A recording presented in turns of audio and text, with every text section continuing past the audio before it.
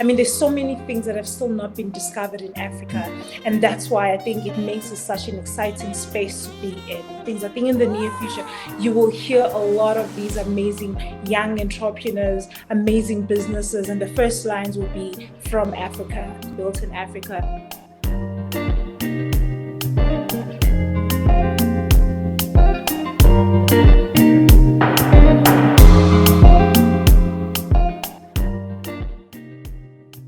You're in the right place. Welcome to the Built in Africa podcast, where we connect trailblazers of the African diaspora through the unifying language of tech. On this episode, we connect with Mbali Hlongwane, founder of Pink Codrs Africa, a community of women in tech based in Johannesburg, South Africa. Let's get into it.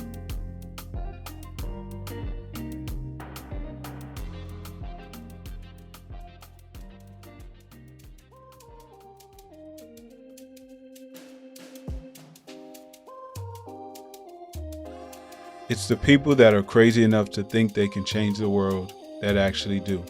Believing that her life's purpose was to impact the lives of women, Mbali relocated to Johannesburg to create Pink Codrs Africa. Listen as she shares her journey. I later on joined a hackathon, which was held by IBM, the team from the US, and our Durban municipality. This was during a time where Durban is actually a tourist attraction space. And so they were looking at how do we make it a smarter city. I remember being in a team and being the only lady in a team of 4 other guys, and us trying to develop a solution for a museum. We came up with a time machine concept. That was really, really exciting. But then I looked around the room and I realized I was the only female in a team of 4 guys. I was later on nominated and received a Women in Tech award the same year for the amazing concept that we had developed. And even in that award ceremony, I was the only lady that obviously was nominated. And it was then in that room where we had corporates and everyone clapping and really applauding me for the courage and the exciting work that we have been doing, that I identified the gap within the space. And instead of taking a job and settling in the beautiful city of Durban, I packed my bags and I moved to a bigger city called Johannesburg, without family, without anything, really just with the vision of saying, I need to do something. We need to bring more women into this industry.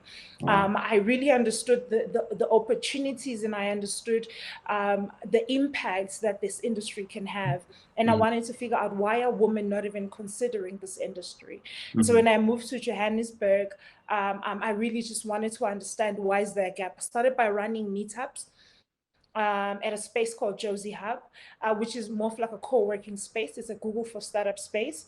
I started hosting meetups, and I found a lot of young women that were on the other end of the spectrum saying, hi, we're here, we really want to get into this industry.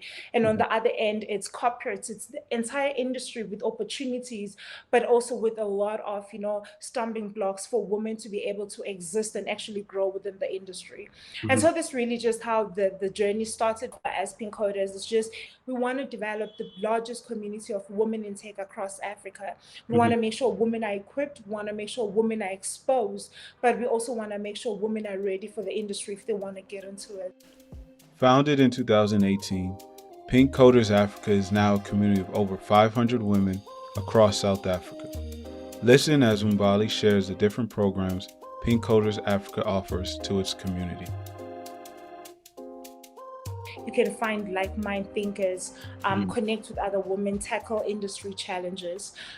We've also got programs where we upskill women in different skills. And so we really focus on where the industry is going as a whole, and then obviously packaging our programs that way to ensure that women within our community are able to be upskilled, or rather well positioned for the tech transformation. So that's one of those, upskilling and running a number of different programs that are themed differently. And then the other one that we also offer is, like I mentioned, the talent acquisition. So organizations are also able to tap into the pool of talents that we have as an organization, as Pink Codrs. The other one is we also offer corporates personalized program, where we are also obviously able to come in and help skill the employees purely focus on female employees and giving them in-demand tech skills.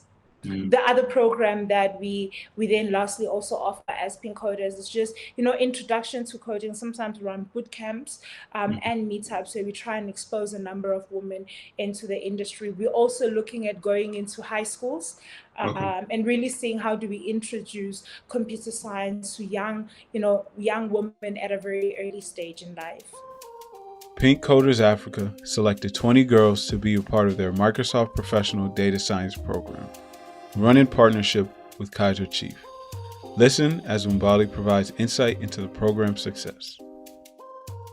One of my personal success stories is a program that we ran. Like I mentioned to you, we had an opportunity with McKinsey that fell through because McKinsey is looking for certain talents. But this spoke volumes to us. It made us understand industry expectations. And it also made us understand the quality of individuals that industry is obviously looking at. And so what we did is we have successfully ran a data science program with 20 young ladies in partnership with Kaizer Chiefs, one of our largest football clubs in South Africa. And so the reason why this is one of our success stories is because we were able to take 20 young ladies from different backgrounds and different institutes. And so you would, I think, understand that corporates would be looking for the top of the cream. And so they go to the universities of Cape Town, the University of Johannesburg. But there's also, amazing young women who are, stuck at lower end institutes, obviously based on the funds that families can be able to afford. And so what we did, we took 20 young ladies from different institutes. We took unemployed women, we took matriculants, we took, university students, and then put them into this 4-month program, which is focused on data science. And we looked at the lack of female data scientists. And then we said, how do we add value into that industry? Regardless of where they come from, how do we give them the best skill sets that will be able to align these ladies accordingly? And so we successfully trained our ladies. And I think it was so exciting to see how they not only held each other's hands and supported each other, but formed a sisterhood. But more than that, also how, the skills that they were able to attain helped them either understand the possibilities, opportunities that are out there for them, and how some of them have really just flown beyond our expectations from this program that we're able to give these ladies. And so it was really exciting to see how it impacted their lives, and also just how they were so amazing at these programs. We're looking at a pass rate of over 70% in every module. And these are ladies that had never seen data science, had never been introduced to it, but the commitment, and it just spoke volumes to us how sometimes giving the right person opportunities can really, really make impact. And so that's really one of our success stories. We are working towards our graduation with our ladies, and are excited. We're moving them into, a sports science fellowship program. It's really, really exciting. But that's really one of our success stories. It's the data science program with Kaizer Chiefs.